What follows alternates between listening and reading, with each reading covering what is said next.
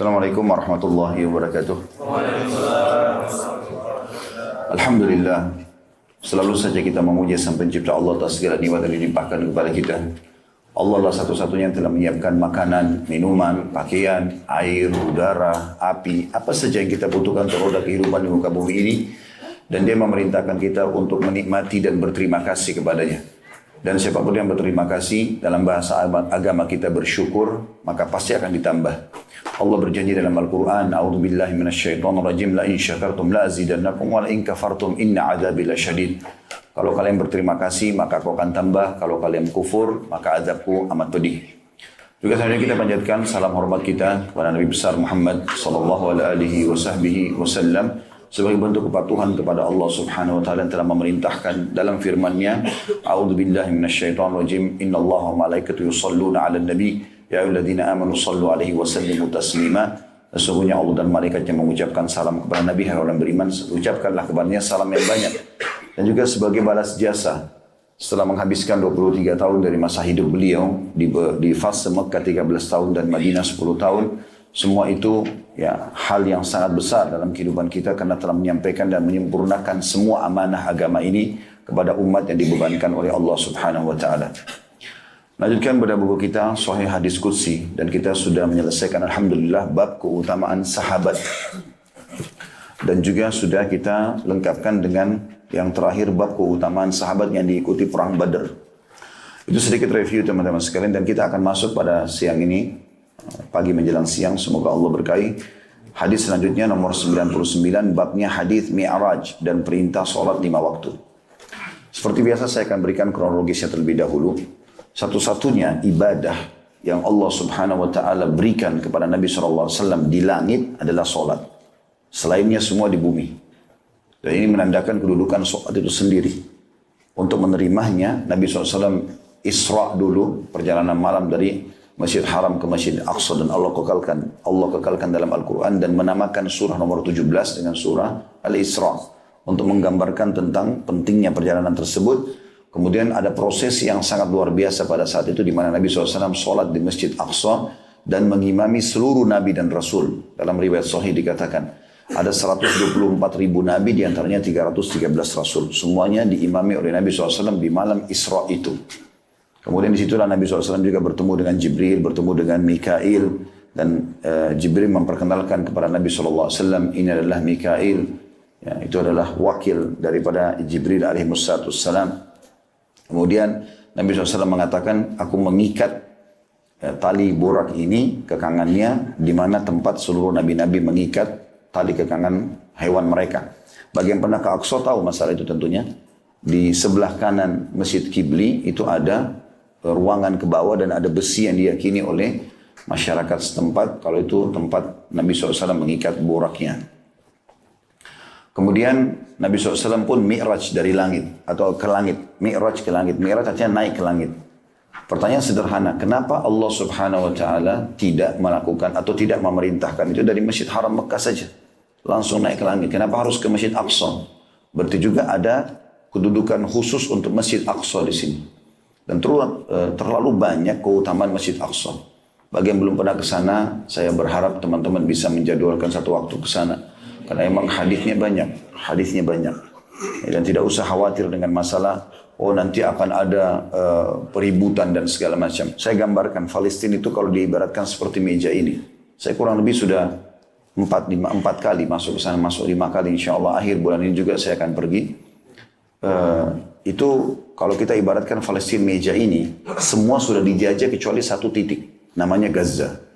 Gaza itu kurang lebih jaraknya sekitar 183 km dari Masjid Aqsa. Jadi sangat jauh. Dan memang yang sering konflik adalah di wilayah ini. Karena bagi Israel mereka belum menguasainya. Dan di situ ada negara Palestina dan otoriter Palestina gitu kan. Nah di sini yang sering konflik. Kalau yang tempat lain umumnya tidak konflik. Kalau yang sering teman-teman nonton ya, di Masjid Aqsa terjadi ini dan terjadi itu ada dua sebab. Sebab yang pertama, yang umum terjadi, sebagian masyarakat Palestina yang sudah merasa terkekang sekali dengan penjajahan ini, terganggu, maka mereka tidak boleh pegang senjata. Dia keluar dengan pisau dapur misalnya, lalu dia tusuk satu tentara Israel, Nah pada saat dia tusuk mati, Israel akan mengutus pasukannya untuk menangkap satu orang itu. Kalau sudah ketangkap, maka tidak ada lagi keributan. Seperti itulah. Karena Israel sendiri tidak mau buat keributan. Mereka tidak mau buat keributan. Karena mayoritas penduduknya adalah orang-orang Muslim di situ. 50%-nya Muslim. Sekitar 40% Yahudi, 10%-nya Nasrani. Ya, jadi Muslimnya banyak di sana. Dan mereka adalah buru-buru. Buruh di perusahaan, buru-buru di pabrik, pekerja-pekerja semua orang-orang Palestina. Ya, kan? Makanya teman-teman kalau ke sana hotel bisa kita pesan hotel Muslim, ya transportasi busnya Muslim, semuanya orang-orang Muslim. Ya. Dan di sana orang-orang Muslim tetap berdagang. Kalau kita dari hotel menuju ke Masjid Aqsa, kita akan temukan banyak sekali ya, toko-toko Muslim, restoran Muslim, mereka berdagang. Dan pemerintah Israel menawarkan sebenarnya punya 3 opsi dalam bagi penduduk Palestina. Yang pertama itu mengakui pemerintahan Israel. Yang mirip kalau kita dulu di Indonesia ini pemerintahan Belanda waktu masa penjajahan. Kalau mengakui, dia akan dikasih warga negara Israel ya, tanpa mengubah agamanya. Karena Yahudi agak berbeda, beda dengan Nasrani. Kalau Yahudi itu dia tidak mau kita masuk ke agamanya. Mereka merasa dirinya eksklusif. Allah mengatakan dalam Al-Quran, mereka mengatakan nanu abna'ullahi wa ahibba'u. Kami ini adalah anak-anak Allah dan pilihan-pilihannya. Gitu kan? Kalau yang kedua adalah tidak mengakui, tidak mau ambil warga negara, tapi dia tidak mau buat masalah. Ini biasanya dikasih kartu. Dan itu bisa dikenal dari situ. Kalau warga Palestina ini, ya sudahlah, saya mau bekerja, saya mau cari hidup, selesai. Nah yang ketiga ini yang tidak menerima. Nah ini umumnya berkumpul di Gaza. Ini yang biasa ada masalah konflik dengan orang-orang Israel. Seperti itu keadaannya ya. Ini bukan pembelaan terhadap pemerintah Israel, tapi saya menceritakan apa adanya di situ. Dan ada buku saya tulis judulnya Palestina yang Terlupakan. Karena banyak orang yang tidak mau ke sana khawatir, takut, ada keributan segala macam. Padahal keutamanya sangat banyak. Di antara keutamanya adalah sudah cukup Nabi SAW Isra ke sana. Kenapa? Dari Palestina. Kenapa enggak dari Mekah saja? Masjidil Haram. Berarti ada sesuatu. Dan Allah mengatakan di awal surah Al-Isra, A'udzubillahi minasyaitonir rajim. Subhanalladzi asra bi'abdihi lailan minal masjidil haram ilal masjidil aqsa alladzi barakna haulah. Al-ayat. Jadi Allah mengatakan segala puji bagi Allah. Berarti ada pujian di situ. Pujian artinya ada jenis ya, ibadah tertentu yang memang Allah tekankan di 2 lokasi ini. Yang telah memperjalankan hambanya Muhammad SAW dari Masjidil Haram ke Masjidil Aqsa yang telah kami berkahi di sekitarnya. Seperti itulah.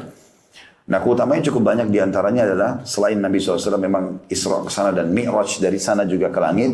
Kemudian dari langit kembali lagi ke Aqsa, baru kembali ke Mekah. Gitu kan? Itu yang disebutkan dalam riwayat Bukhari. Bahwasanya Nabi SAW mengatakan kepada masyarakat Mekah, untuk memastikan aku benar-benar sudah Isra ke Palestina dan Mi'raj ke langit. Salah satu buktinya adalah pada saat aku pulang ke Mekah, maka aku temukan ada kafilah kalian. Dan Nabi sebutkan nama-namanya orang-orang kafilah itu. Ada fulan. Karena Nabi lagi terbang di atas, kelihatan di bawah. Dan mereka kehilangan untahnya. Untahnya itu dari atas kelihatan. Allah SWT buat Nabi SAW melihat. Lalu Nabi mengatakan, aku berkata pada mereka, wahai kaum, unta kalian di lembah ini. Lalu mereka mengikuti suaraku, lalu mereka menemukan untanya. Kafilah itu akan datang beberapa hari kemudian, tanyalah mereka. Pada saat mereka tiba di Mekah, ditanya oleh orang-orang Quraisy, nanti mereka mengatakan benar.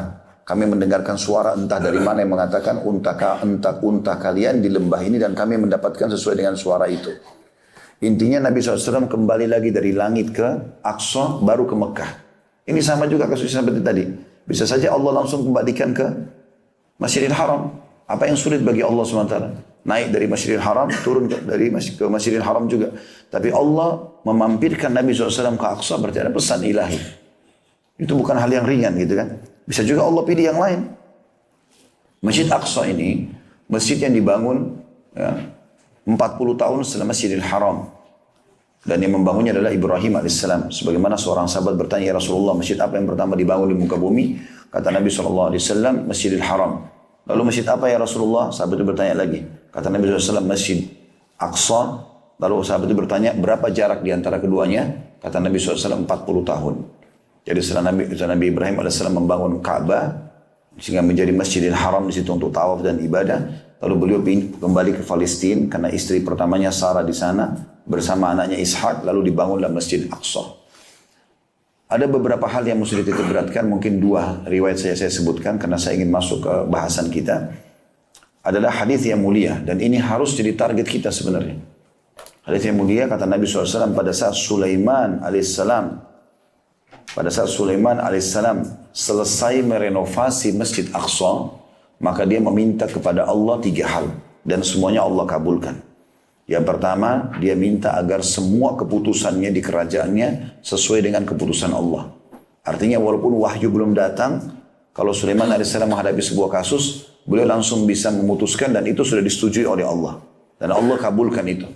Yang kedua, dia minta kerajaan tidak layak untuk orang sebelum dan sesudahnya. Dan Allah kabulkan. Dan ini yang ketiga jadi saksi bahasan kita.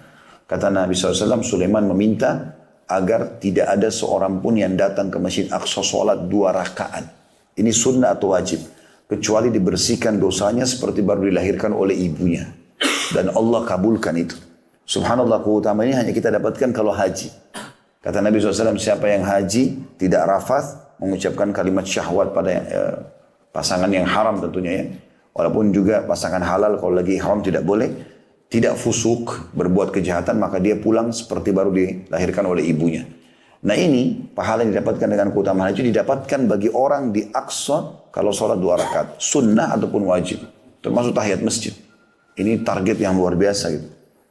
Dan teman-teman tidak usah khawatir dengan masalah kematian. Mati itu akan datang dimanapun kita berada.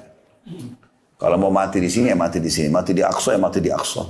Nggak ada urusannya sama mati. Kita mati pada saat itu. Dimanapun kita berada. Tidak ada hubungannya sama waktu atau tempat di situ. Karena memang Allah sudah, maksudnya tidak ada hubungannya sama tempat itu, tapi hubungan sama waktu yang sudah Allah tentukan. Kalau datang ajal. Kata Nabi SAW, kalau Allah ingin mewafatkan seorang hamba di sebuah tempat, maka Allah buat dia punya hajat ke sana, lalu di sana direnggut nyawanya. Jadi nggak ada hubungannya dengan kita ke Aqsa nanti takut mati. Mati pasti akan datang. Di ranjang ataupun di sana gitu. Ini harus ditepis ini. Ya, pemahaman bahwasanya nanti takut ini, takut itu. Ya, apalagi memang kita masuk dengan visa resmi. Ya. Hadits yang kedua adalah Maimunah radhiyallahu anha bertanya, istri Nabi SAW, ya Rasulullah, beritahukan kepada kami tentang Masjid Al-Aqsa. Maka kata Nabi SAW, pergilah ke sana. Bahasa Nabi begitu, pergilah ke sana dan sholatlah. Karena dia sebaik-baik tempat sholat. Seseorang di antara kalian memiliki tanah di sekitar Aqsa sebesar atau seukuran tali kekangan kuda, asal dia bisa lihat Aqsa, lebih baik daripada dunia dan seluruh isinya. Lalu kemudian Maimunah berkata, ya Rasulullah, bagaimana dengan orang yang tidak mampu ke sana? Kata Nabi SAW, terangilah Aqsa itu. Maksudnya terangi adalah berikan penerangan. Zaman dulu orang nyumbang minyak zaitun, kemudian ditaruh sumbu lalu dinyalakan sehingga menerangi Aqsa. Kata Nabi SAW, siapa yang menerangi Aqsa, kalau kita juga sekarang masuk, kalau dijabarkan ke renovasinya, gitu kan, pembayaran listriknya segala macam, maka dia seperti sholat di dalamnya. Juga dalam hadis lain disebutkan bahwasanya sholat di sana itu sama dengan 250 kali lipat dibandingkan tempat lain. Riwayat lain 500 kali lipat. Tapi yang sahih adalah 250. Ya, tentu Masjid Nabawi lebih besar, 1000. Dan Masjid Haram Mekah lebih besar lagi, 100.000. Tapi Aqsa juga punya keutamaan. Apalagi Nabi SAW mengatakan tidak boleh orang letih-letih khusus mendatangi masjid kecuali 3. Masjid Haram Mekah, Masjid Nabawi Madinah, dan Masjid Aqsa di Palestina. Jadi banyak isu-isu yang tidak benar. Saya 3 tahun lalu waktu mau berangkat, mungkin pemberangkatan kami yang kedua. Pas mau berangkat tanggal seperti ini, akhir-akhir Desember. Karena saya pilih ini karena musim dingin ya. Jadi supaya jemaah juga tidak keringatan pada saat kita beraktivitas jalan dari hotel ke masjid segala macam. Dan juga ada hal yang lain. Pertimbangan saya, kalau musim dingin, umumnya para wanita pakai baju tertutup, gitu kan? Karena kalau musim panas, Aqsa ini agak berbeda, Palestina agak berbeda. Kehidupan mereka masih bebas, kayak kita di Jakarta. Jadi mungkin perempuan banyak yang tidak pakai hijab. Musim dingin aja banyak yang tidak pakai hijab, gitu kan? Apalagi ini kalau selain musim dingin, kita khawatirkan nanti terjadi sesuatu yang tidak baik, sementara kita mau niat umroh atau mau ibadah, seperti itulah. Maka pertimbangannya cukup banyak. Dan juga di akhir-akhir Desember seperti ini, itu karena ada Natalan, orang-orang Nasrani pergi hajinya ke sana, maka umumnya dipermudah oleh pemerintah Israel. Seperti itulah kurang lebih. Ya mudah-mudahan satu waktu Bapak Ibu bisa ke sana insya Allah. Dan saya sengaja mengangkat ini supaya menepis persepsi orang-orang kalau sulit untuk ke sana sebenarnya. Memang visa diperketat. Ya, satu-satunya negara yang minta nama kita, nama ayah, nama kakek itu cuma Israel saja. Yang lain tuh negara lain mudah semua, mau ke Turki, mau kemana-mana itu. Tapi kalau ini sedikit ada ketatnya. Yang jelas teman-teman, waktu itu saya dapat 3 tahun yang lalu kurang lebih. Pas mau berangkat tanggal 25 Desember waktu itu, tanggal 23 ada foto masuk di foto disebarluaskan di Timur Tengah. Kalau Masjid Aqsa hancur dibombardir oleh pemerintah Israel.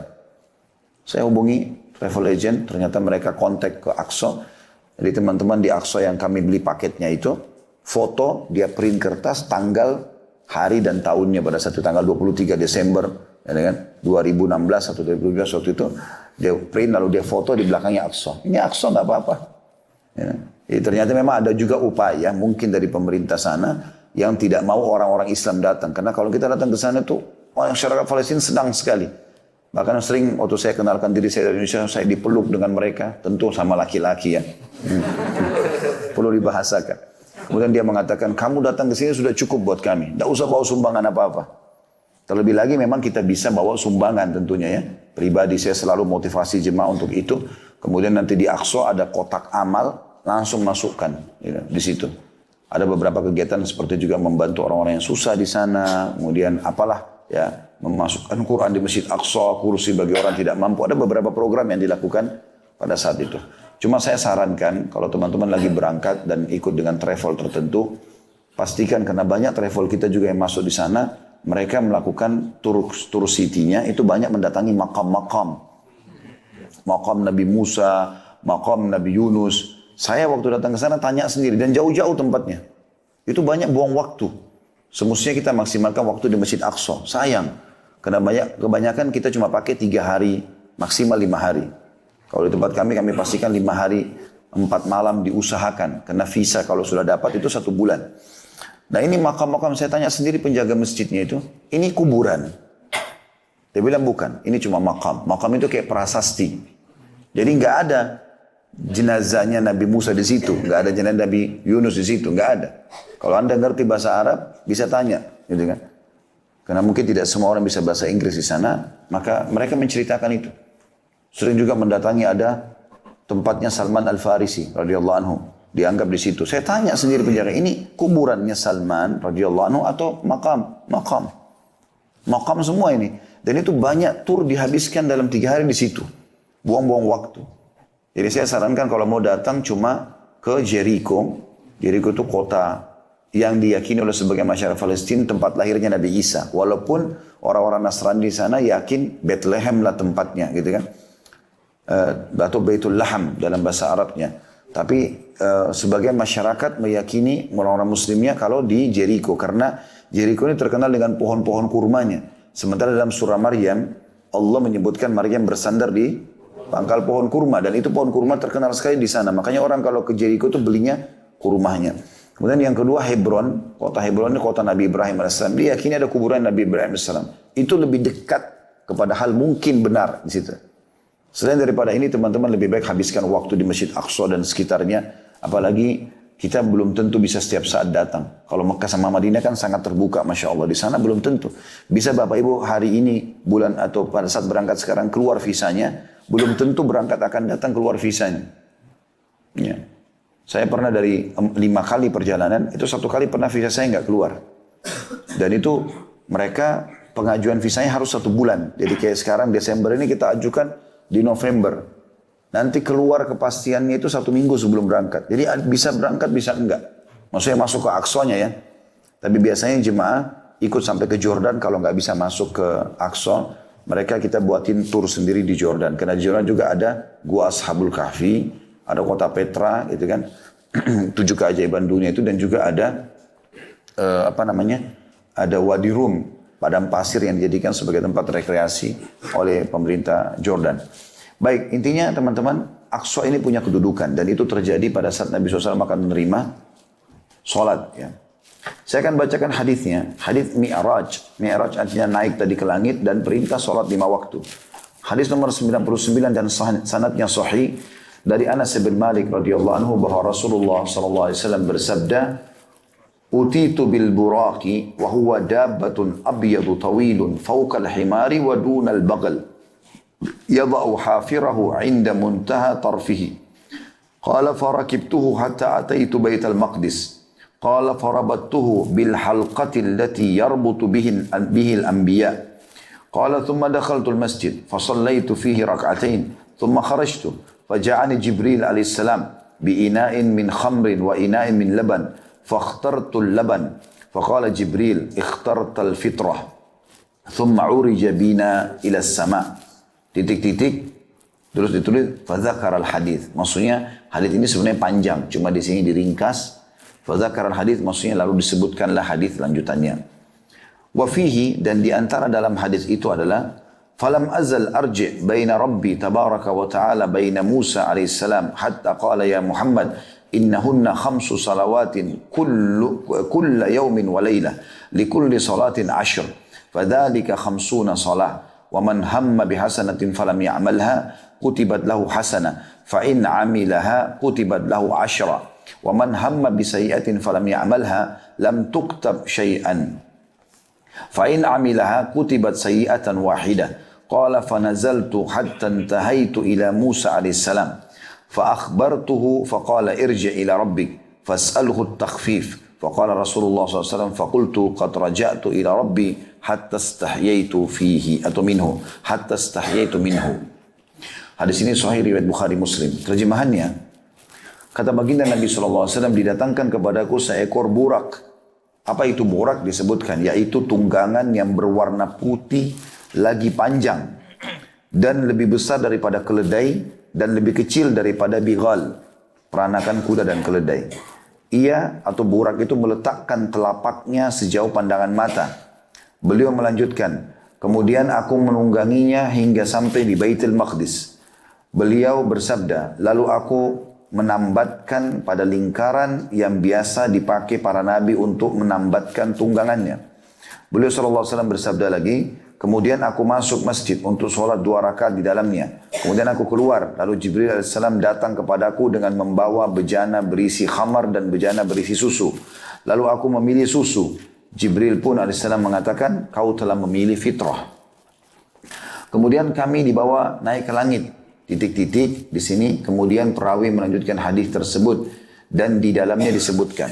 Jadi tadi saya bilang dalam bahasa Arabnya tadi fadzakar al-hadis, maksudnya di sini diringkas hadis ini karena panjang sekali, kemudian diringkas sampai di sini. Saksi bahasan yang ingin diteruskan adalah, lalu kata Nabi SAW, aku terus berbolak-balik kepada Robku dan kepada Musa AS hingga dia berfirman, wahai Muhammad, sesungguhnya itu 5 kali sholat dalam sehari semalam. Masing-masing sholat bernilai 10. Jadi semuanya bernilai 50 sholat. Barang siapa yang berniat mengerjakan kebaikan dan belum melakukannya, maka dicatat untuknya 1 kebaikan. Jika dia melakukannya, maka dicatat untuknya 10 kebaikan. Barang siapa yang berniat melakukan keburukan dan belum melakukannya, maka tidak dicatat sedikit pun. Jika telah melakukannya, dicatat 1 keburukan.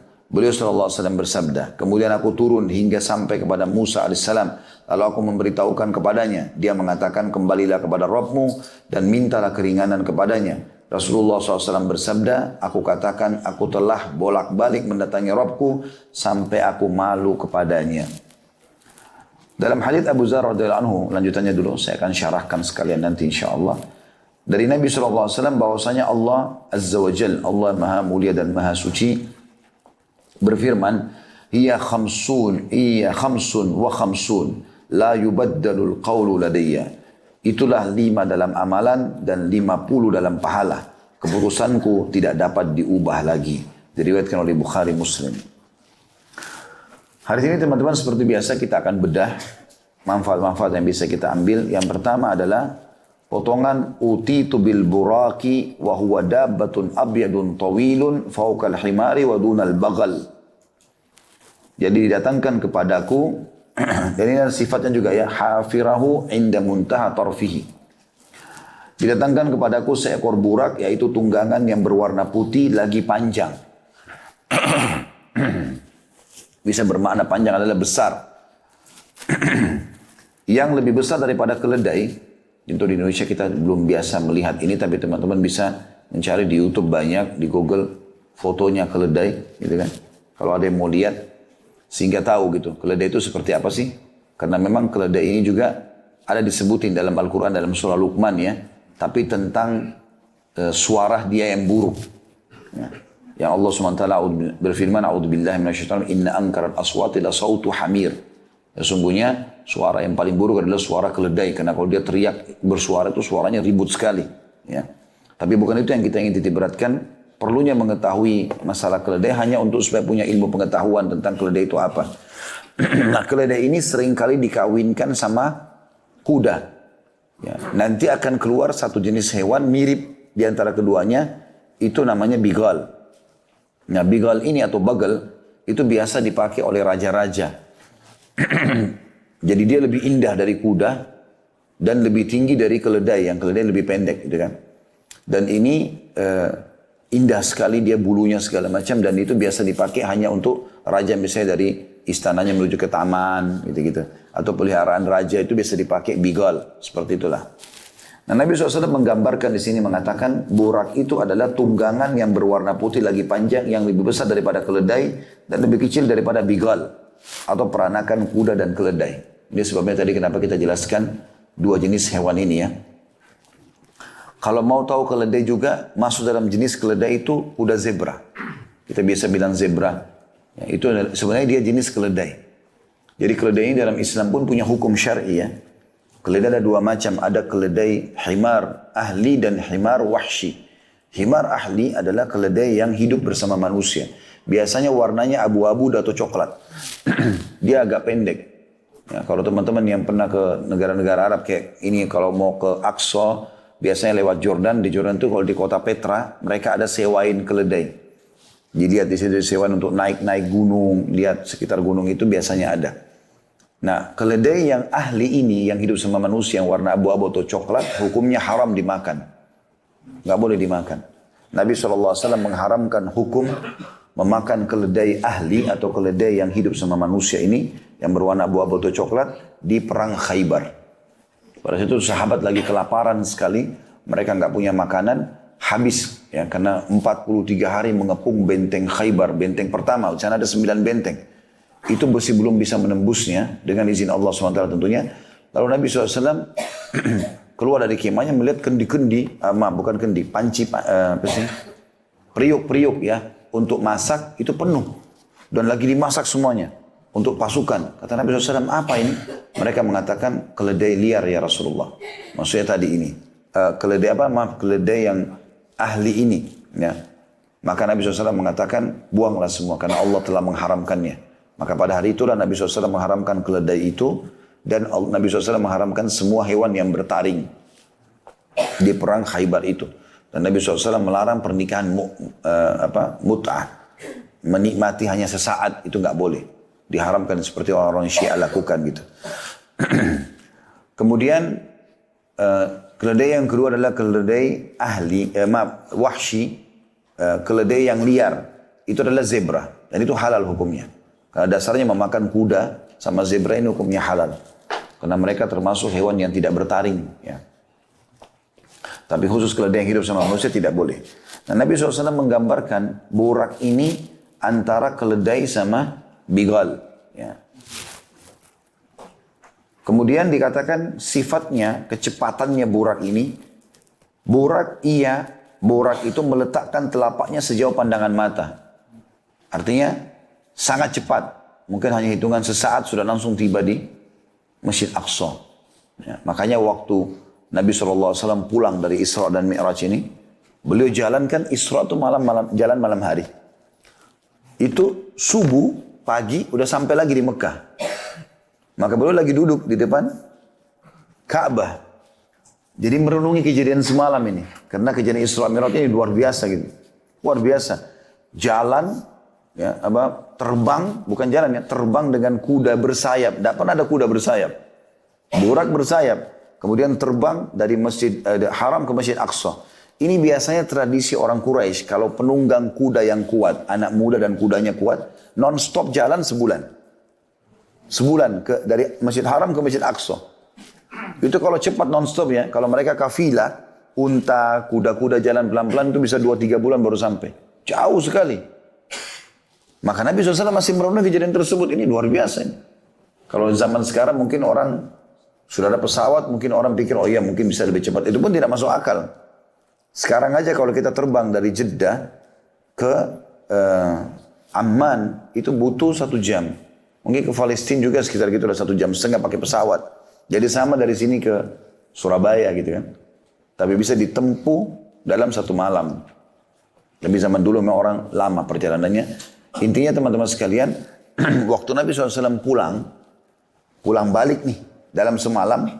Ya, kalau sekarang pun misalnya ada orang bilang, saya baru berangkat umroh tadi habis subuh, sekarang saya sudah balik lagi. Antum percaya nggak? Ada pesawat gitu kan. Nah mirip keadaan orang Quraisy pada saat itu. Maka Nabi SAW duduk, sudah terbit matahari, duduk depan Ka'bah, merenungi kejadian semalam ini luar biasa gitu. Selain Isra ke Masjid Aqsa, naik burak, naik lagi ke langit. Itu di langit itu langit 1, langit 2, langit 3 sampai langit 7 ketemu sama nabi-nabi. Ketemu dengan Nabi Yusuf, ketemu dengan Nabi Isa dan sepupunya Nabi Yahya, ketemu dengan Nabi Harun, ketemu dengan Nabi Musa, ketemu dengan Nabi Ibrahim alaihissalam, ketemu dengan Nabi Idris. Jadi ketemu dengan Nabi Yusuf ya. Di 7 lapis langit ini ketemu. Di setiap langit itu ada nabi-nabi tertentu. Jadi ini kejadian juga yang luar biasa. Nabi SAW belum pernah naik ke langit kecuali pertama kali pada saat itu. Juga bertemu langsung dengan para nabi-nabi. Ya, secara langsung lalu ngobrol sama mereka. Kemudian juga sampai ke Sidratul Muntaha lalu menerima perintah sholat. Kemudian kembali lagi ke Aqsa, kembali lagi ke Mekah. Maka Nabi duduk merenungi kejadian pada saat itu. Dan juga ada riwayat-riwayat yang menyebutkan pada saat perjalanan Isra itu Nabi SAW diperlihatkan segala jenis siksa kubur. Ya, siksa kubur. Maka dilihatkanlah pada saat itu. Intinya kisah yang sangat panjang Isra dan Mi'raj itu. Nah Nabi SAW duduk di depan Ka'bah merenungi kejadian semalam. Lewatlah Fir'aunnya umat ini. Ya, Abu Jahal. Lewat. Lalu dia mengatakan, hai Muhammad, kenapa kok kayak orang begitu? Kayak kalau kita mungkin melongo-longo, orang yang bingung. Kenapa? Menurut dia seperti itu. Tapi Nabi SAW bukan bingung. Nabi malah terkagum-kagum dengan kejadian itu. Karena beliau pada saat tiba di Sidratul Muntaha menggambarkan Sidratul Muntaha itu dipenuhi dengan perhiasan-perhiasan seperti kuping-kuping gajah dan sulit untuk digambarkan keindahannya. Jadi Nabi SAW menggambarkan bagaimana keadaan langit itu. Maka Nabi SAW dengan polosnya cerita. Gitu kan? Semalam datang kepada saya Jibril membawa burak. Burak itu kuda bersayap. Kemudian terbang ke Palestina. Gitu kan? Kemudian di sana saya ketemu sama nabi-nabi. Saya sholat Masjid Aqsa. Kemudian saya mi'raj ke langit. Langit pertama ketemu sama si fulan. Nabi sebutin semua nama nabi-nabi. Nabi sampai saya terima waktu sholat. Lalu saya kembali lagi ke Aqsa. Saya kembali ke Mekah. Panjang lebar. Pertama kali Abu Jahal mau dengar cerita Nabi nih. Selama ini gak pernah mau gitu. Tapi subhanallah dasarnya orang jahat gitu kan. Jadi dia dengar bukan untuk dapat hidayah. Lalu dia mengatakan, apa benar ini semua yang kau lakukan hai Muhammad? Perjalanan yang kami jalan 1 bulan dengan kecepatan kuda terbaik kami dan anak muda terkuat kami. Pergi, pulang berarti 2 bulan. Dalam 1 malam kau lakukan? Kata Nabi SAW, iya. Apa kata Abu Jahal? Pertama kali juga dia lakukan ini. Kalau saya kumpulkan masyarakat Mekah, kau mau ceramah nggak? Sampaikan nih. Kata Nabi SAW, tentu saja. Tapi tujuannya bukan supaya masyarakat Mekah percaya. Ini kesempatan nih bagi dia. Kesempatan ini berita bohong. Masa nggak masuk akal bagi dia gitu kan. Maka Abu Jahal bersama Nabi SAW mengajak Nabi ke Bukit Abi Kubais. Bukit Abi Kubais ini bukit tempat iklan di Mekah. Zaman dulu nggak ada medsos, nggak ada pengeras suara. Jadi di dekat Sofa, antara Sofa dengan Ka'bah itu dulu ada bukit di situ. Namanya Bukit Abi Kubais, sekarang sudah tidak ada tentunya. Itu kalau ada informasi penting, ada yang naik ke atas, terus dia teriak-teriak, wahai penduduk Mekah, ada informasi begini. Dan itu tidak boleh sembarangan orang naik ke atas. Kalau ada sembarangan orang naik, dianggap main-main, ditebas lehernya. Nggak boleh, orang tertentu saja. Nah Abu Jahal mengajak Nabi SAW naik ke Bukit Abi Kubais. Orang kalau lihat, orang sudah tahu ini ada informasi nih. Mereka pada ngumpul. Begitu lihat, ada pemimpin mereka Abu Jahal. Orang Mekah panggil Abu Hakam. Abu Hakam itu maksudnya orang yang bijaksana. Tapi kita disuruh panggil dia Abu Jahal. Karena dia tidak mau masuk Islam hanya karena merasa Nabi saingannya. Pernah ditanya oleh Abu Sufyan, kenapa kau tidak beriman wahai Abu Hakam? Bukankah Muhammad bacakan Al-Quran itu benar? Dia bilang benar, saya tahu benar. Kenapa kau tidak beriman? Dia bilang karena dari dulu sukuku sama suku Muhammad bersaing. Kalau mereka bentuk pasukan, kami juga bentuk pasukan. Mereka beri makan jemaah haji, kami juga beri makan jemaah haji. Sekarang suku Muhammad ada nabinya, sukuku nggak ada nabinya. Gitu. Maka kalau saya beriman sama dia, suku saya kalah. Saya nggak mau beriman selamanya. Hanya karena itu. Setelah Nabi dengar, Nabi bilang, panggil dia Abu Jahal. Orang bodoh ini kalau dia beriman, satu Mekah beriman, dia panen pahalanya. Tapi dia nggak mau, subhanallah. Ringkas cerita, Abu Jahal ini lalu berteriak dari atas bukit Abi Qubais, wahai Quraisy, Muhammad mau menyampaikan berita penting, dengarkanlah. Orang Mekah semua pada kumpul. Karena tahu di atas pemimpin mereka Abu Jahal ini, sebelahnya ada Nabi orang yang terkenal jujur. Lalu setelah kumpul semua, kata Abu Jahal, dengarkanlah. Hai Muhammad sampaikan. Nabi SAW dengan polos ceritain semua. Datang kepada saya, bawa borak-borak itu kuda bersayap, terbang, segala macam. Sampai dari pergi sampai pulang. Setelah selesai semua disampaikan, lalu orang-orang Mekah akhirnya tambah kufur. Yang kafir-kafir ini tambah kafir. Yang nggak masuk akal, Muhammad cerita ngawur ini. Gitu kan. Sebagian juga sahabat bimbang. Tapi mereka yakin ini Nabi. Cuma mereka, ini gimana caranya menanggulangi ini? Karena harus berhadapan sama orang-orang kafir Quraisy. Abu Jahal lihat itu, ketawa dia. Turun dari bukit Abi Qubais. Memang tujuan dia itu. Dia bilang sekarang agama Muhammad sudah habis. Gitu. Sambil turun dia dari gunung itu. Lalu dia kumpul sama orang Quraisy di Darun Nadwa, tempat kumpulnya mereka. Dia bilang sekarang agama Muhammad sudah habis. Gembiralah. Kata mereka, bagaimana bisa wahai Abu Hakam? Kata dia, Muhammad sudah membuat cerita bualan, bohong semua. Katanya, dia ceritain, Abu Jahal ini tidak sadar sedang promosi Isra Mi'raj. Katanya Muhammad bilang telah datang kepadanya begini. Diceritain panjang lebar semuanya Isra Mi'raj lengkap. Pada orang Quraisy. Orang-orang Quraisy diam semuanya. Kata Abu Jahal, tinggal ada satu orang. Kalau satu orang ini kita bisa goyahkan imannya, habis agama Muhammad. Kata mereka siapa? Kata Abu Jahal, Abu Bakar. Rame-rame ini orang Quraisy jalan. Nah waktu orang Quraisy jalan ke kebunnya Abu Bakar, kebetulan di pinggir kota Mekah, orang-orang beriman juga sahabat ada yang ikut dari belakang. Pertama kali orang beriman sama orang kafir jalan bersama ini. Pada saat itu di Mekah ya. Karena mau tahu Abu Bakar jawab apa nanti. Begitu tiba di kebun Abu Bakar, teriak-teriaklah Abu Jahal, wahai Abu Bakar keluarlah. Nah, Abu Bakar keluar. Abu Bakar lihat pertama kali nih, tokoh-tokoh Quraisy di belakangnya ada orang-orang Muslim. Maka tadinya mungkin pikirannya jangan sampai orang Muslim ini ditawan kah, harus ditebus kah gitu kan. Nah Abu Bakar kan sering menebus sahabat-sahabat, diantaranya Bilal kan ditebus dengan duitnya beliau, dengan hartanya. Maka Abu Bakar mengatakan, ada apa wahai Abu Hakam? Dia bilang, sesungguhnya temanmu Muhammad telah bercerita bualan, dusta semua. Katanya, maka dia ceritain kepada Abu Bakar. Abu Bakar ini belum tahu. Dia sekarang promosi lagi ini, Isra Mi'raj ini kepada Abu Bakar. Tujuannya supaya Abu Bakar bilang, masa sih bohong atau apalah gitu kan. Itu tujuan dia. Ternyata dia dikagetkan karena jawaban Abu Bakar berbeda. Ada dua asar. Yang pertama menyebutkan Abu Bakar mengatakan, wahai Quraisy, tidak usah cerita masalah ini kepada saya. Muhammad naik ke langit, sedangkan wahyu turun dari langit ke dia, saya percaya. Apalagi dia naik ke langit, sama saja. Nggak ada bedanya. Jadi dia naik ke langit atau dia terima di bumi sama, saya beriman. Riwayat lain ini yang unik. Dia mengatakan, wahai Quraisy, ketahuilah kalau depan mata saya ada tembok warna putih, kemudian Muhammad bilang hitam, saya bohongkan mata saya. Lalu saya bilang, iya hitam. Bayangin ya, kalau ini tembok nih, Pak Widi bilang, ini tembok warnanya coklat Ustaz. Ah masa sih? Kan kita bisa begitu. Misal contoh kalau warnanya hitam, contoh misalnya. Tapi ini enggak. Abu Bakar bilang, kalau misal Muhammad mengatakan tembok itu hitam dan warnanya putih, saya akan bohongkan mata saya. Oh ya, mata saya yang salah. Muhammad yang benar, hitam berarti. Walaupun putih. Saking kuatnya imannya. Maka akhirnya Abu Jahal terpatahkan hujahnya dan akhirnya dia meninggalkan Abu Bakar. Abu Bakar tahu ini ada masalah nih. Abu Bakar ikut sama orang-orang Muslim. Yang lain sahabat. Mana Rasulullah? Ada di bukit Abi Qubais. Abu Bakar datang. Sambil jalannya, sebenarnya Nabi SAW lagi ada yang nanya-nanya sama beliau, memastikan segala macam. Abu Bakar sambil jalan sambil mengatakan, ya Rasulullah, ngangkat suara. Orang-orang pada balik semua kepada Abu Bakar. Sengaja Abu Bakar lakukan ini. Ada tujuan dia. Ya Rasulullah, terus jalan sampai dekat Abi Qubais. Orang jadi lihat, oh yang datang Abu Bakar nih. Lalu naik ke sebelah Nabi SAW, lalu dia mengatakan, ya Rasulullah, Abu Hakam atau Abu Jahal disebutkan. Abu Jahal telah menceritakan kepadaku bahwasanya Anda berkata, lalu Abu Bakar ulangi semua ini cerita Isra Mi'raj. Tujuannya supaya orang makin dengar. Lalu setelah selesai kata Abu Bakar satu kalimat, ya Rasulullah, apakah itu benar? Nabi SAW jawab, iya wahai Abu Bakar. Maka kata Abu Bakar, Anda pasti benar. Langsung kalimat itu. Ternyata kalimat Anda pasti benar ini, itu membuat sahabat-sahabat yang tadinya butuh hujah ini, oh iya benar nih, gitu kan. Sudah selesai, ditutup tuh. Dan lagi syubhat kepada orang beriman, gitu kan.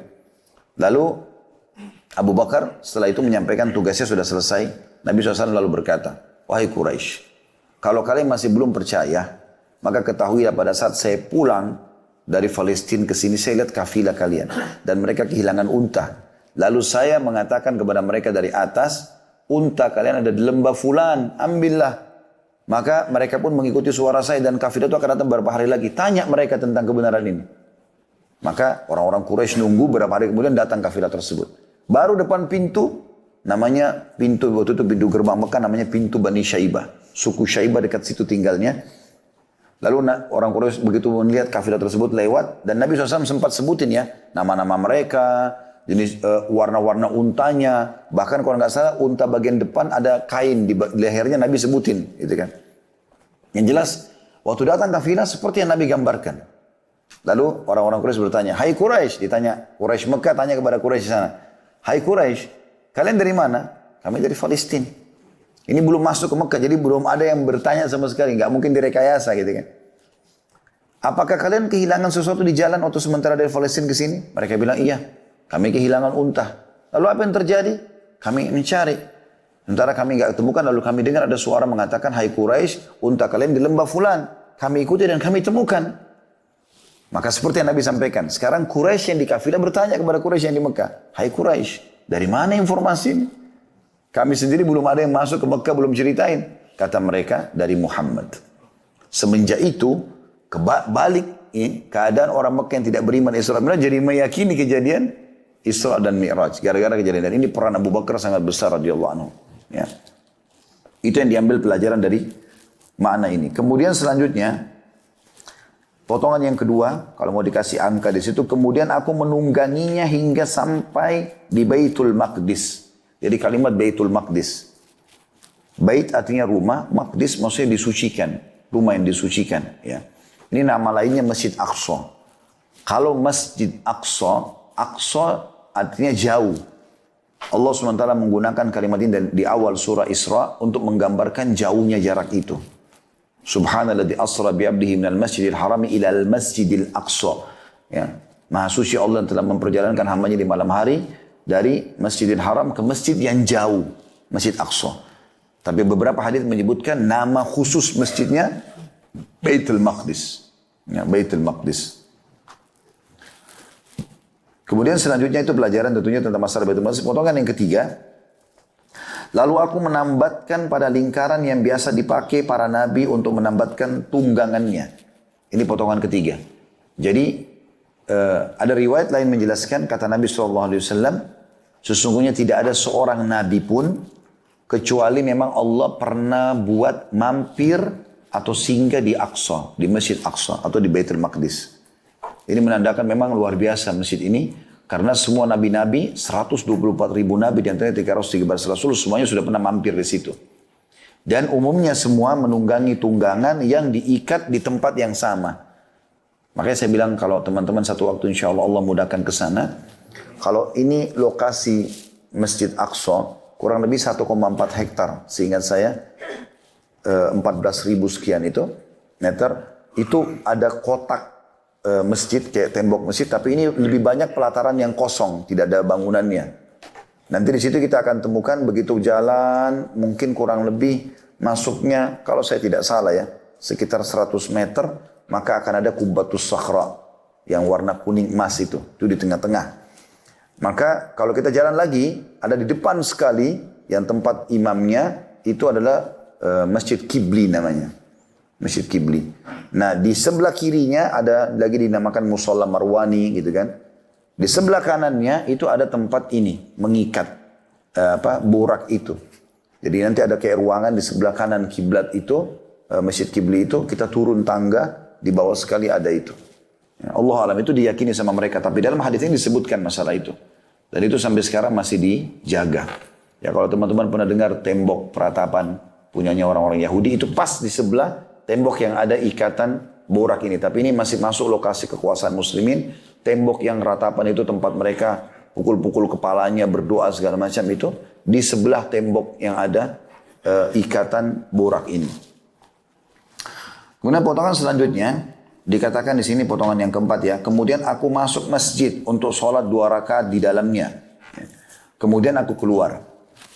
Ya ini sebagian ulama menanggapi mengatakan Nabi SAW melakukan tahiyat masjid. Ya. Ada juga yang mengatakan sholat umumnya. Entah sholat apa, apakah mungkin tahajud karena malam hari. Kan itu perjalanan malam hari kan. Atau karena Nabi SAW sholat yang lainnya itu Allah alam. Tapi jelas Nabi SAW sholat. Beberapa asar tadi atau riwayat saya katakan Nabi SAW mengimami. Nah kalau mengimami para nabi-nabi berarti menandakan sholat tahajud. Karena sholat sunnah yang dikerjakan berjamaah adalah tahajud. Tahajud masjid tidak dikerjakan berjamaah, gitu kan. Intinya Nabi SAW sholat di situ. Berarti menandakan juga ada tambahan informasi tentang pentingnya sholat di Aqsa. Selain dari dalil-dalil tadi yang sudah saya sebutkan ya, punya keutamaan sholat di sana. Dan ini adalah juga mengaplikasikan apa yang diharapkan dan diminta oleh Sulaiman alaihissalam agar orang yang sholat di sana diampuni dosanya seperti dilahirkan oleh ibunya. Walaupun Nabi SAW sudah diampuni dosanya yang lalu dan juga yang akan datang. Potongan selanjutnya dikatakan, kemudian aku keluar. Lalu Jibril datang kepadaku dengan membawa bejana berisi khamar dan bejana berisi susu. Lalu aku memilih susu. Jibril mengatakan, kamu telah memilih fitrah. Makna daripada kemudian aku keluar, berarti mi'rajnya ke langit bukan dari dalam masjid. Tapi dari luar. Nah, sebagian masyarakat Palestina, dan ini juga diyakini oleh orang-orang Nasrani pun yang mempelajari sejarah, meyakini masalah itu. Kalau di dalam Masjid Qubbatus Sakhra, itu ada batu diyakini dari situ Nabi SAW naik ke atas. Jadi kan, walaupun ini masih berselisih ahli sejarah dalam masalah itu. Tapi yang jelas, Nabi Mi'raj dari lokasi suci Baitul Maqdis tadi. Kemudian ini dimaksud dengan diberikan bejana, 1 khamar dan 1 susu. Lalu Nabi SAW mengatakan aku memilih susu dan Jibril mengatakan aku memilih fitrah. Maksudnya adalah ini ujian buat Nabi SAW. Apakah beliau akan memilih khamar atau memilih susu. Tapi secara fitrah, maksudnya secara alami. Karena Nabi SAW adalah orang yang beriman kepada Allah, maka beliau memilih susu. Makna fitrah adalah memilih yang benar. Sesuai dengan fitrah seseorang. Gitu kan. Kemudian tentu ini hadisnya lanjutnya cukup panjang. Setelah itu ada lanjutan titik hadis itu. Aku naik ke langit. Gitu kan. Di langit pertama aku bertemu sama Nabi. Ya. Kemudian langit kedua, langit ketiga. Urutannya saya tidak ingat sekarang. Tapi yang saya ingat dalam riwayat itu bertemu dengan Isa dan Yahya. Kemudian naik ke langit kedua bertemu dengan Idris. Ketemu sama yang ketiga Yusuf. Dan Yusuf itu pada saat bertemu, semua nabi-nabi ini mengatakan, selamat datang wahai saudaraku yang soleh dan nabi yang soleh. Semuanya mengatakan itu. Kemudian ketemu dengan Yusuf dan Nabi SAW mengatakan, sungguh memang dia telah diberikan ketampanan, sepertiga ketampanan dunia. Gitu kan? Karena sangat tampan. Kemudian di langit keempat ketemu dengan Harun. Ya, langit kelima ketemu sama, saya tidak ingat sekarang. Tapi ada langit keenam, Musa, langit ketujuh, Ibrahim. Semua ini sampai langit keenam, sampai Musa alaihissalam, semua mengatakan selamat datang wahai Nabi soleh dan saudara yang soleh. Kecuali Ibrahim alaihissalam di langit ketujuh mengatakan selamat datang wahai anak yang soleh dan Nabi yang soleh. Karena Nabi Muhammad SAW keturunan beliau. Gitu kan? Dan pada saat awal Nabi SAW naik ke langit ketujuh, beliau bertanya, siapa itu Jibril? Karena melihat ada orang, kata Nabi SAW, yang sangat mirip dengan Nabi kalian ini. Jadi perawakannya mirip sekali dengan Nabi Muhammad alaihissalam. Dan di sekitarnya ada anak-anak kecil ya, yang sedang duduk. Ya. Maka kata Jibril AS itu adalah ayahmu Ibrahim. Dan di sekitarnya adalah anak-anak muslim yang meninggal sebelum balik. Di bawah naungan Ibrahim AS. Bersama Ibrahim AS. Dan di langit ketujuh itu, disebutkan dalam beberapa riwayat yang lain, ada Baitul Ma'mur. Rumah tawafnya para malaikat. Mirip Ka'bah kita kalau di dunia. Allah mengatakan dalam surah At-Tur, wal Baitil Ma'mur. Ya. Maka di situ kata Nabi SAW ada 70.000 malaikat yang tawaf setiap hari, pergi tidak akan pernah kembali selamanya. Gitu kan.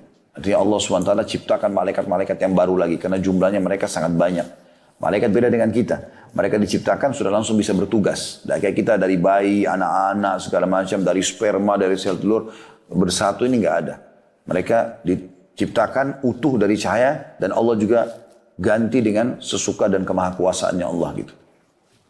Intinya teman-teman sekalian, pada saat itu Nabi SAW naik, kemudian tiba di Sidratul Muntaha. Jibril pun mengatakan, hai Muhammad, di sini batasku, ya, aku tidak mungkin bisa naik. Kalau aku naik sesaat saja, maka bisa ya hangus gitu, tidak bisa, maksudnya tidak mungkin naik. Ya. Maka Nabi SAW pun naik, kemudian bertemu dengan Allah SWT, lalu menerima perintah 5 waktu sholat itu. 50 waktu sholat awalnya, 50 waktu sholat. Ya di sini kalau ada yang bertanya apakah Nabi Muhammad SAW melihat Tuhannya, maka ini telah ditanya oleh Aisyah radhiyallahu anha. Pada saat Nabi SAW pulang Isra Mi'raj, kemudian beliau setelah itu di tahun 2 Hijriah sebelum perang Badar, Nabi SAW menikah dengan Aisyah, dan Aisyah bertanya radhiyallahu anha, ya Rasulullah, hal tara rabbak, apakah anda melihat Tuhan anda pada saat lagi Mi'raj ke langit itu? Maka Nabi SAW menjawab, Allah nurun ala nur anna arah. Allah itu cahaya di atas cahaya, bagaimana aku bisa melihatnya? Berarti Nabi SAW bertemu dengan Allah, iya, tapi belum melihatnya. Seperti itulah. Dan memang ini, ya hampir kalau tidak salah, umumnya pendapat ulama mengatakan belum ada yang melihat Allah di muka bumi ini, termasuk Nabi-Nabi. Makanya waktu dalam ayat Al-Quran, waktu Musa AS berkata, Rabbi arini andur ilaik, wahai Tuhanku, mudahkan aku untuk melihatmu. Allah mengatakan, lan tarani, walakin andur ilal jabal. Kau tidak bisa melihatku, hai Musa, tapi lihatlah ke gunung-gunung itu. Fa in istaqarra makana fa sawfa tarani. Kalau gunung-gunung itu bisa menampung kedatanganku, maka baru kau bisa melihatku. Jadi tidak bisa. Falamma tajalla rabbul jabal, pada saat Allah dengan kemahakuasaannya Allah mau ke gunung itu, maka ja'alahu dakka. Semuanya hancur lebur. Gak bisa, gak mampu tentunya. Dengan kemahabesarannya Allah subhanahu wa ta'ala. Intinya seperti itu. Maka Nabi Muhammad SAW menerima perintah waktu sholat, kemudian beliau turun. Ini saya bahas titik-titik itu ya. Titik-titik itu, karena itu ada lanjutannya. Setelah Nabi SAW turun di langit ke-7, Ibrahim AS tidak bicara apa-apa. Kemudian dia turun ke langit ke-6, ketemu sama Musa. Maka Musa AS menanyakan, hai Muhammad, apa yang Tuhanmu berikan untuk umatmu? Kata Nabi SAW, 50 waktu sholat. Kata Musa AS, berat. Umatmu tidak akan mampu itu. Minta keringanan. Nabi SAW balik minta keringanan. Allah ringankan 5 dulu. Jadi 45. Kembali lagi. Langit ke-7. Ibrahim tidak bicara apa-apa alaihissalam. Langit ke-6 Musa tahan lagi. Berapa hai Muhammad? 45. Masih berat. Nabi SAW balik lagi. Minta keringanan. Diringankan lagi 5. Terus bolak-balik sampai sisa 5. 5 pun Nabi Musa alaihissalam masih tahu. Gitu, kelemahan kita ini. Ya. Nabi Musa alaihissalam masih mengatakan. Berapa hai Muhammad? 5. Masih berat. Minta lagi keringanan. Barulah Nabi SAW mengatakan, saya sudah bolak-balik ke Tuhanku berulang kali dan ini saya sudah malu, gitu kan. Maka pada saat itu pun Allah berfirman kepada Nabi SAW, sesungguhnya hai Muhammad, dia 5 waktu sholat tapi berpahala 50 waktu sholat. Karena setiap pahala aku lipatkan menjadi 10 kali lipat. Intinya teman-teman sekalian, pada saat itu Nabi Muhammad SAW kembali lagi ke Aqsa, lalu kembali ke Mekah sebagaimana sudah saya ceritakan tadi. Kita masuk ke potongan selanjutnya. Ya. Tentu di sini sudah saya bacakan ini. Ini potongan selanjutnya sebenarnya masih perlu kita jelaskan. Aku terus berbolak-balik kepada Rabbku dan kepada Musa alaihissalam hingga dia berfirman. Allah berfirman, wahai Muhammad, sesungguhnya itu 5 waktu sholat dalam sehari semalam. Masing-masing sholat bernilai 10. Jadi semuanya bernilai 50 sholat. Dan sampai sini tentunya teman-teman sekalian, artinya Allah subhanahu wa ta'ala menerima permintaan Nabi SAW diringankan sampai 5. Tapi Allah tidak akan mengubah kemahamuliaannya Allah. Karena Allah punya sifat akramul akramin. Allah menerima permohonan hamba untuk keringanan, iya. Tapi Allah tidak mau balas keringanan itu dengan mengurangi juga kadar balasannya. Itu kemahasempurnaannya Allah. Gitu kan? Misal kita kalau manusia ini transaksi, saya mau beli barang ini, diskon dong sekian. Misal 5 biji harganya sekian. Mungkin orang akan mengurangi. Ya, atau kita beli kualitas barang dengan harga lebih murah, maka kualitasnya diturunkan gitu kan. Allah SWT tidak akan mengurangi kualitas. Jadi Allah memberikan keringanan buat Nabi SAW dan kita semua. Dari 50 menjadi 5 sholat, tapi Allah tidak sama sekali mengurangi kemahasempurnaannya. Allah tetap memberikan balasan 50 waktu sholat. Itu kemahasempurnaan Allah Subhanahu Wa Taala. Nah ini satu hal yang luar biasa ya. kita pun harus berterima kasih kepada Musa alaihissalam atas jasanya. Kalau 50 waktu sholat, per 15 menit azan. Ya, siap nggak? Bukan 15 menit mana? Per 5 menit mungkin. Azan terus iqamah sholat lagi gitu kan. Potongan selanjutnya, tadi itu mungkin yang kelima kalau nggak salah tadi ya. Ini yang keenam. Barang siapa yang berniat mengerjakan kebaikan dan belum melakukannya, maka dicatat untuknya 1 kebaikan. Jika dia melakukannya, maka dicatat untuknya 10 kebaikan. Barang siapa yang berniat melakukan keburukan dan belum melakukannya, maka tidak dicatat sedikit pun. Jika dia melakukannya, dicatat baginya 1 keburukan. Ini manfaat sendiri. Ini karunia dari Allah Subhanahu Wa Taala. Ini pernah saya jelaskan. Usahakan teman-teman punya niat di semua amal soleh. Jangan pernah luputkan. Baik kita lihat orang lain kerjakan dan kita belum bisa, atau terlintas di benak kita saja. Contoh misal, ada orang lagi sedekah di depan kita. Ada masjid lagi dibangun, kita lewat, dia lagi nyumbang misalnya. Kita kebetulan tidak bisa mampir. Atau memang kita pun kalau mampir tidak punya kemampuan untuk itu. Niatkan, kalau seandainya saya bisa melakukan seperti orang ini, saya akan lakukan. Maka akan mendapatkan pahala. Ya, kalau dia niat, dapat 1 pahala. Tapi kalau dia melakukannya, dikasih 10 kali lipat. Itu kalau dia lihat orang lain berbuat. Kalau orang lain, misalnya orang puasa, orang haji, orang umroh, apa saja, maka dia niatkan juga sebagaimana dia ingin lakukan. Tapi ini harus tulus ya. Benar-benar dia, kalau Allah berikan kesempatan, dia mau lakukan. Jadi jangan temannya sedekah, udah saya niat aja deh, biar aja dia yang sedekah. Ini nggak dapat ini. Betul-betul dia punya halangan sekarang. Teman-temannya pada berangkat haji, dia nggak bisa berangkat haji, karena nggak dapat visa. Kalau dapat visa, dia akan berangkat. Nah, akan dapat pahala haji lengkap. Gitu kan? Diniatkan begitu. Sampai sebagian salaf saleh mengatakan, saya berharap punya niat di semua amal saleh. Supaya saya bisa mendapatkan pahalanya walaupun belum sempat saya melakukannya. Gitu kan. Kalau orang lain melakukan. Kalau kita juga terlintas di benak kita. Contoh misal teman-teman, mulai sekarang jangan tidur malam hari kecuali niat sholat tahajud. Niat. Jadi jangan kalau syaitan bisikin, kayaknya saya tidurnya telat nih, gak usah bangun sholat malam deh. Dari awal sudah niat gak mau. Enggak. Niatin sekarang, ubah. Saya mau ya sholat malam. Kalau dia tertidur, kelewatan, dapat pahala 1 sholat malam. Kalau dia kerjakan, dapat 10 kali pahala sholat malam. Ini kemudahan sekali.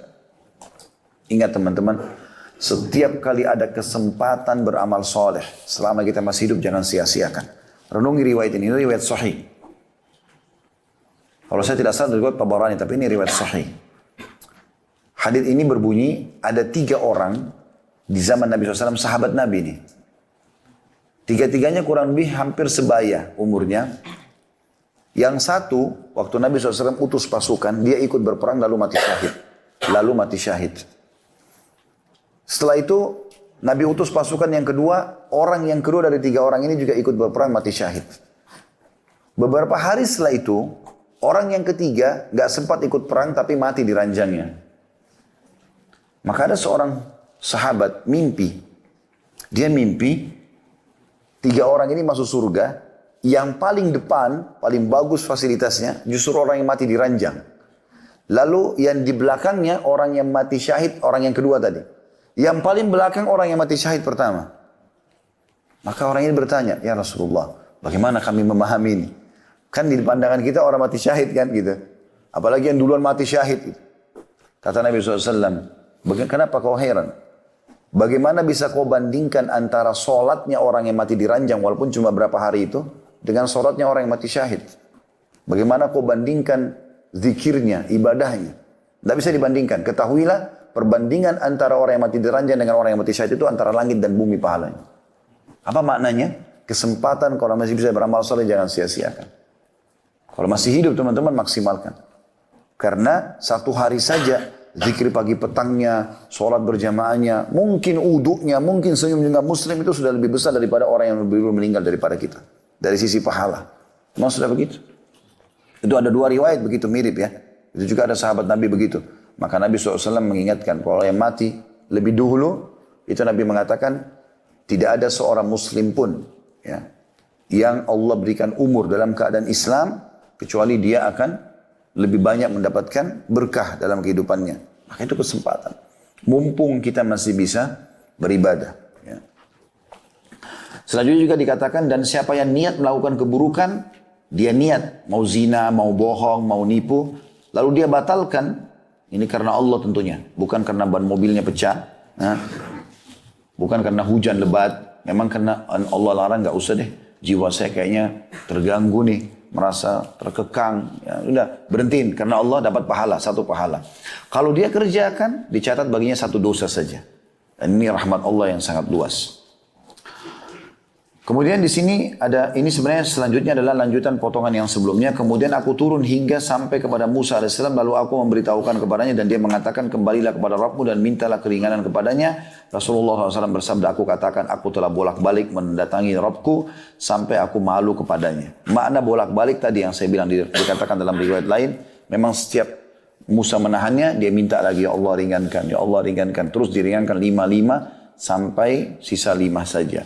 Ya, artinya berapa kali tuh Nabi SAW bolak-balik dari 50, 9 kali kurang lebih ya.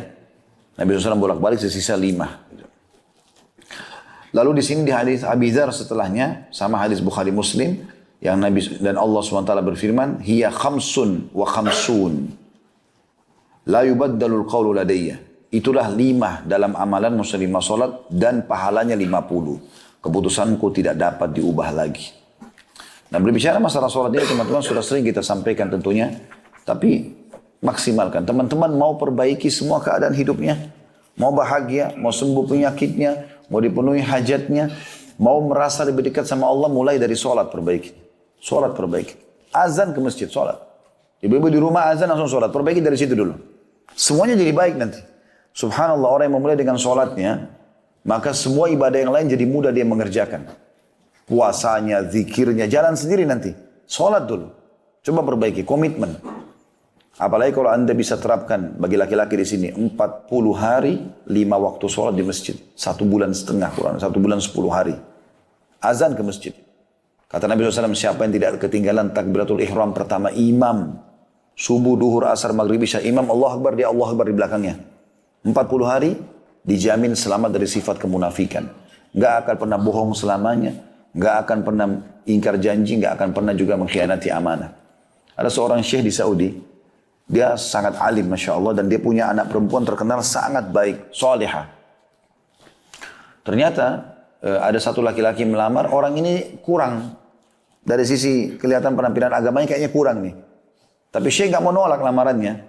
Syekhnya mengatakan, saya terima lamaran tapi dengan satu syarat saja.